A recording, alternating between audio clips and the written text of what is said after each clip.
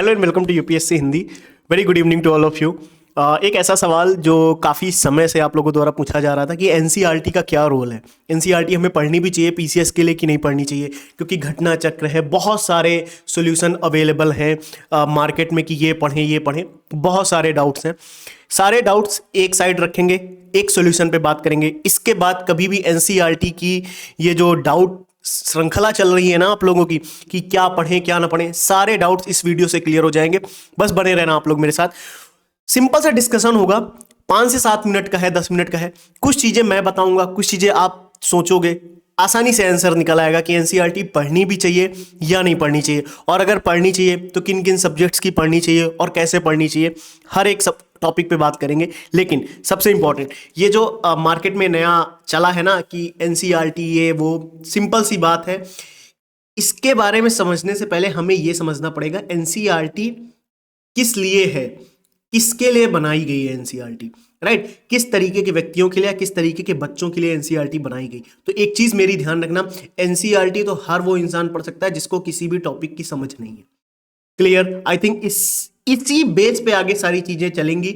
बस समझना है आपको, हर एक पॉइंट इलेबोरेट करके मैं आपसे डिस्कस करूंगा, राइट। तो देखते हैं क्या मिथ है और क्या वास्तविकता है। बहुत लोग कहते हैं एनसीईआरटी पढ़नी चाहिए, बहुत लोग कहते हैं एनसीईआरटी नहीं पढ़नी चाहिए, बहुत लोग कहते हैं एनसीईआरटी की जगह आप ये नोट्स पढ़ लो, बहुत लोग कहते हैं इनके नोट्स पढ़ लो, उनकी क्विजेस लगा लो। सारी चीजें एक साइड, अभी मैं आपको सारी चीजें बताता हूं। एनसीईआरटी के बिना यूपी पीसीएस, बहुत लोग कहेंगे असंभव है, बहुत लोग कहेंगे कि संभव है, कर लोगे। बीच का कहीं रास्ता होता है। एनसीईआरटी पढ़ोगे तो भी एग्जाम क्लियर हो सकता है, एनसीईआरटी नहीं पढ़ोगे तो भी एग्जाम क्लियर हो सकता है। बस हाँ, ये जरूर है कि थोड़ा टफ हो सकता है चीजों को समझना, चीजों को याद करना, मेमोराइज करना, कॉन्सेप्ट्स को समझ पाना, लंबे समय तक रिटेन कर पाना बहुत बड़ी चैलेंज आता है। जैसे आपको कोई भी चीज है वो लंबे समय तक रिटेन करनी है तो आपको उसके बेसिक पता होने चाहिए, बेसिक के साथ साथ उसका कॉन्सेप्ट आपको पता होना चाहिए, राइट। उसका कॉन्सेप्ट अगर नहीं पता है तो कहीं ना कहीं एक ऐसी लूप में आप रहोगे कि चीजें अंडरस्टैंड तो होंगी लेकिन लंबे समय तक रिटेन नहीं होती। फिर इसलिए मैं कहता हूं कि सिविल सर्विसेज की तैयारी करते समय बहुत लोग ये मानते हैं कि एनसीईआरटी जरूरी है और बहुत लोग ये मानते हैं एनसीईआरटी जरूरी नहीं है। तो इस पर्सपेक्टिव में आज थोड़ा सा जो ये स्लाइड्स मैंने बनाई हैं, एआई का इस्तेमाल हुआ है इन स्लाइड्स में, और थोड़ा सा देख रहा हूं कि बहुत कम समय में बनी थी। तो आप लोग भी एआई का यूज करिए अपनी पढ़ाई में। मैं फिर से कहूंगा, आप अपनी पढ़ाई में एआई का यूज जितना बेटर तरीके से कर पाओगे उतना बेटर आपकी तैयारी होती चली जाएगी। ये रियलिटी है, इसको एक्सेप्ट करना बहुत जरूरी है। फिर तो चाहे यूपीएससी का एग्जाम हो, चाहे किसी छोटी गवर्नमेंट जॉब का हो, या फिर स्कूल कॉलेज का ही एग्जाम क्यों ना हो, एआई आपको बहुत हेल्प करेगा, बहुत बहुत बहुत ज्यादा। चलो अब मैं एक दिन वीडियो लेकर आऊंगा, इतनी डिटेल में होगा एआई के ऊपर कि कैसे पढ़ना है, एआई कैसे हेल्प कर सकता है, चैट जीपीटी, नोटबुक, एलएम, बहुत सारे टूल्स हैं वो कैसे हेल्प कर सकते हैं। हर एक स्टेप पे मैं आपसे डिस्कस करूंगा, डोंट वरी। नाउ जैसे अब मैं आपके सामने एक एक पॉइंट अगर यहां पे रखूं भी तो कैसे डिस्कस कर सकते हैं, सोचते हैं थोड़ा सा, ठीक है। सबसे पहले एनसीईआरटी क्यों जरूरी है, ठीक है, कितनी जरूरी है, हर एक पॉइंट पे बात करेंगे। किसके लिए जरूरी है इस पे भी हम बात करेंगे। क्या इसके बिना यूपीएससी ही नहीं, क्या यूपी पीसीएस भी निकालना संभव है भी या नहीं, इस पे डिस्कस करेंगे। और एनसीईआरटी अगर पढ़नी है तो कैसे पढ़ें और कहां से पढ़ें, इस पे भी हम बात करेंगे। एक एक स्टेप पे बात करते हैं, सारी चीजों को एनालाइज करते हैं। एनसीईआरटी सबसे पहले क्या है कि एनसीईआरटी क्यों जरूरी है। और आपके साथ एक चीज ये भी होती है कि जब भी कोई एजुकेटर आपको पढ़ाता है ना, ध्यान से समझते हैं, जब भी कोई टीचर आपको पढ़ाएगा या आप कोई बुक पढ़ोगे तो आप साथ साथ पैरेलल क्यों नहीं चल पाते हो। आपके साथ एक सबसे बड़ी समस्या ये भी आती है, और ये समस्या कहीं ना कहीं एक कॉन्सेप्ट की समस्या है, एक बेस की समस्या है। जो यहां पे लिखा हुआ है ना, ये एक बेस की समस्या। आप सुनो, आप स्लाइड्स पे तो आपको कलरफुल दिखाने के लिए कि थोड़ा कलरफुल वीडियो बना रहे, इस वजह से मैंने लगाई है, वरना मैं आपको बोल के समझाऊंगा सारी चीजें कि होता क्या है। जैसे कई बार टीचर्स पढ़ाते हैं कुछ, ध्यान से समझना, जैसे ए टीचर है और बी स्टूडेंट है। टीचर ने कुछ पढ़ाया है, टीचर ने बोला कि इसको अब बुक से भी पढ़ना है आपको, ठीक है, और ये नोट से भी पढ़ना है। अब बच्चा कंफ्यूज है कि बुक से पढ़े या नोट से पढ़े। अरे भाई साहब, आप टॉपिक देखो पहले, क्या पढ़ाया है टीचर ने, उस टॉपिक को एक बार उसके नोट्स से पढ़ो क्योंकि उसने पढ़ा दिया है। फिर उस टॉपिक को आप बुक से पढ़ो क्योंकि वो बेस है। अब आपका क्या होगा, क्योंकि उसने पढ़ाया है तो बेस क्लियर ही किया होगा टीचर ने। करना क्या है, इस नोट्स को पढ़ो और बुक को पढ़ो, कॉमन चीजें एक साइड में नोट्स में ऐड करो।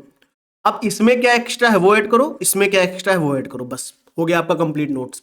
समझ आया? Clear? I think this point is clear. यानी आप जब नोट्स बना रहे हो तो आपने एक नोट्स बना रखे हैं, ऑलरेडी टीचर ने आपको दे दिया है, जब आप बुक पढ़ने बैठो तो देखो ना क्या क्या सेम है, उसको हटा दो, कोई मतलब ही नहीं है। जो एक्स्ट्रा मिल जाए बुक वाला उसको 2-3 बार रिवाइज करके अपने नोट्स में ऐड कर लो, डन। ये होता है मतलब साथ में चलने वाला। लेकिन अब आते हैं एनसीईआरटी वाले पॉइंट पे। क्या चीजें हैं एनसीईआरटी में, देखो क्यों जरूरी है, सबसे इंपॉर्टेंट बात, क्योंकि ये किसी भी सब्जेक्ट की बेसिक अंडरस्टैंडिंग आपकी डेवलप करता है। क्या डेवलप करता है? Basic understanding, basic knowledge.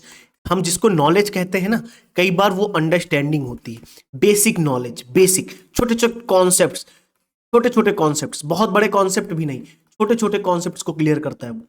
बहुत लोगों को आप ऐसे देखोगे कि उनके कॉन्सेप्ट ही क्लियर नहीं होते, बहुत कुछ याद रखेंगे, उनके मन में फैक्ट है, उन्होंने डेटा याद करके रखा हुआ है। उनसे आप कभी भी किसी भी समय की हिस्ट्री की टाइमलाइन पूछ लो, पॉलिटी में कोई भी आर्टिकल पूछ लो, इकोनॉमी में कोई भी कॉन्सेप्ट, इकोनॉमी में कोई भी फैक्ट पूछ लो, कब पंचवर्षीय योजना आई, सीआरआर एसएलआर का क्या फॉर्मूला है, कुछ भी पूछो।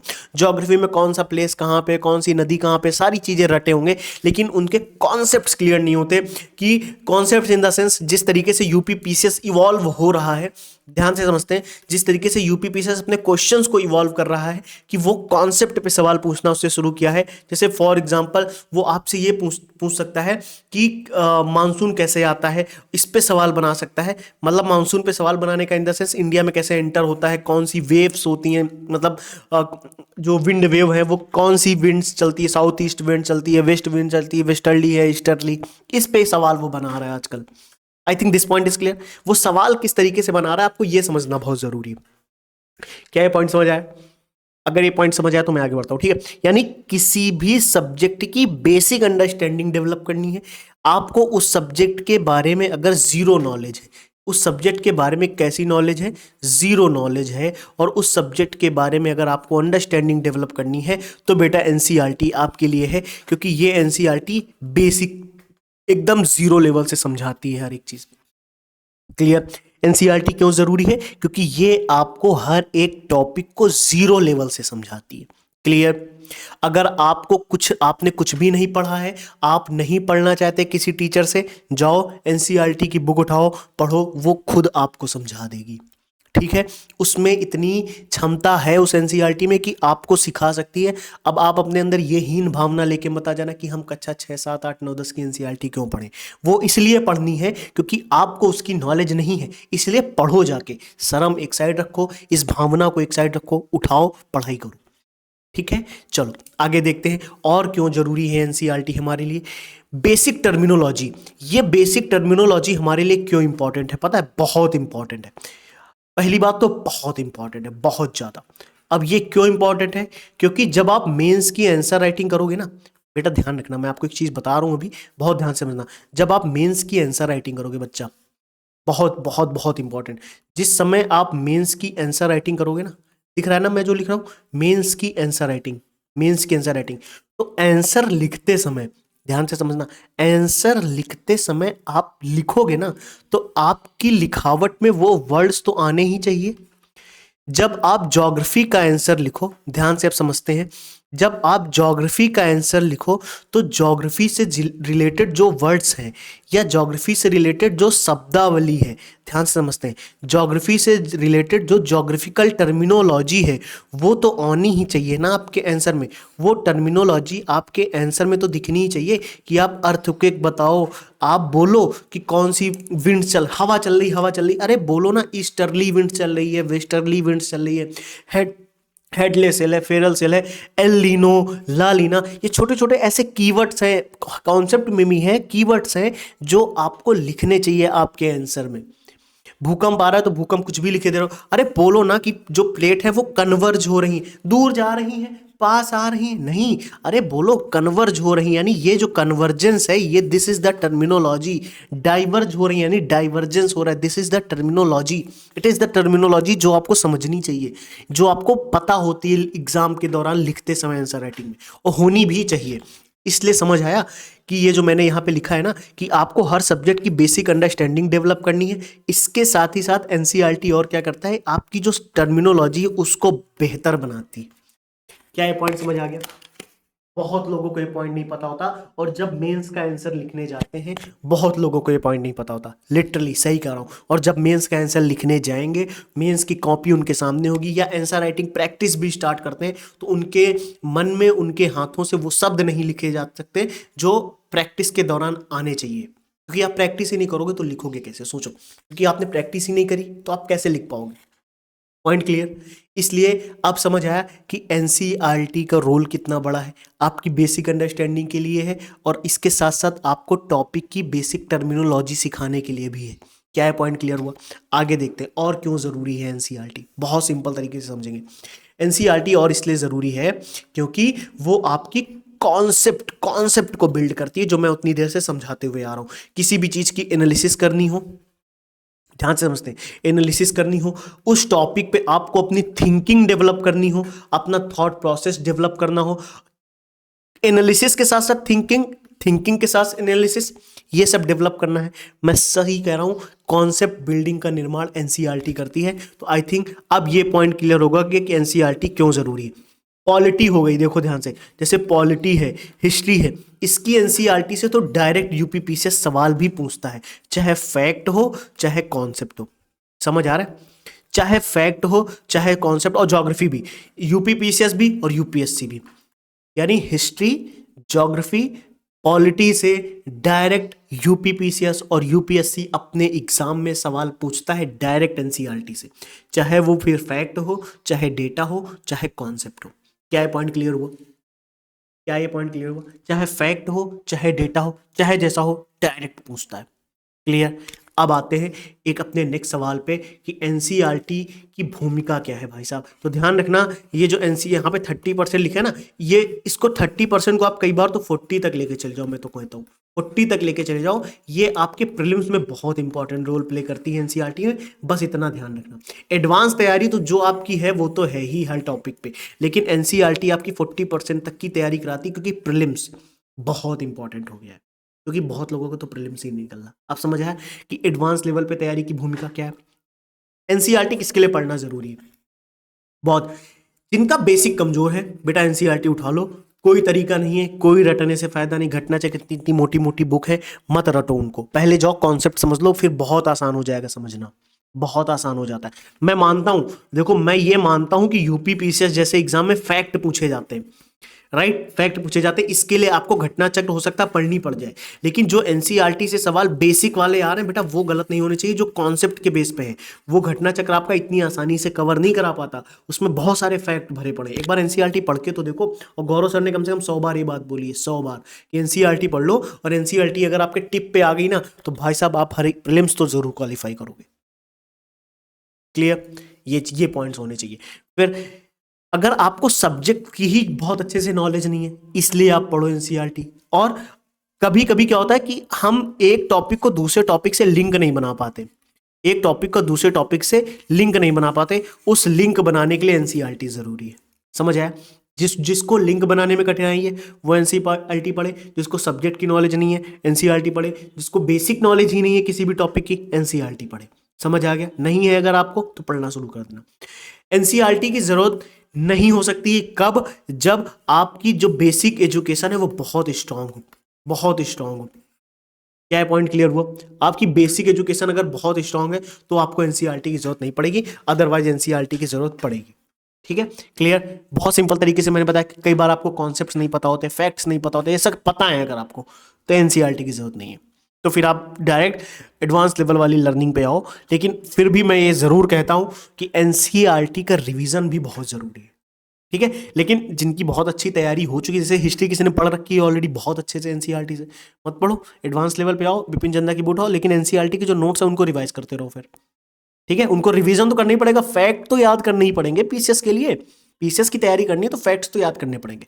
क्लियर। फिर जैसे एनसीईआरटी हो गया, फिर अगर आपको जैसे हिस्ट्री की बात, ज्योग्राफी जैसे हो गए, कॉन्सेप्ट तो पता हो करने ही पड़ेंगे आपको, पॉलिटी हो गए, टर्मिनोलॉजी, आर्टिकल्स सब तो याद तो करने ही पड़ेंगे, जो एनसीईआरटी में वो तो बेसिक है, याद तो करना ही पड़ेगा। तो जिसकी स्ट्रांग है वो ना करे, जिसकी नहीं है वो करे, उसको करनी चाहिए, उसको करनी पड़ेगी। ठीक है, अब एक चीज और मैं आपको बताता हूं, क्या एनसीईआरटी के बिना यूपीएससी संभव है? नहीं, कर सकते हो बिना एनसीईआरटी के। जैसे यहाँ पे ये बच्चा एनसीईआरटी नहीं पढ़ेगा लेकिन करेगा, ठीक है। जैसे कुछ बच्चे होंगे जो एनसीईआरटी नहीं पढ़ते लेकिन करते हैं, लेकिन थोड़ा सा मुश्किल हो जाता है। देखो देखो ना, ये जो पाथ बना हुआ है, देखो कितना सुंदर सा बना हुआ है एआई ने। एनसीईआरटी करके गए तो ये पाथ इतना आसान हो जाता है। एनसीईआरटी नहीं गया तो देखो उबड़ खाबड़ रास्ता है, आपको कभी ये पढ़ना पड़ेगा, कभी वो पढ़ना पड़ेगा, कभी ये नोट्स, कभी वो नोट्स, तब जाके आप अपनी मंजिल पे पहुंचोगे। कठिन है, मतलब एक वर्ड में कह सकते हैं, मतलब वन वर्ड, एनसीईआरटी के बिना यूपीपीसीएस यूपीएससी की तैयारी कठिन है। ऐसा नहीं हो सकता, कठिन है, वाकई में टफ है, क्योंकि बेसिक नॉलेज आपके पास नहीं होगी। ठीक है।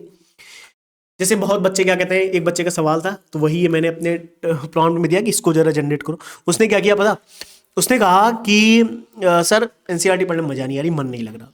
उसके मन में पता क्या भावना है, कक्षा 6 की मैं क्यों पढ़ूं। अब बताओ ये कौन सी बात होती है यार, तुम्हें टॉपिक की समझ नहीं है। मैं तो कहता हूँ मत पढ़ो कक्षा 6 की, लेकिन बेटा 11 12 तो पढ़ लो। ये इतनी यही दो पढ़ लो बस। 11 का हिस्ट्री ज्योग्राफी पॉलिटी, 12 की हिस्ट्री ज्योग्राफी पॉलिटी पढ़ लो, बस यही पढ़ लो, बस इतना कर लो।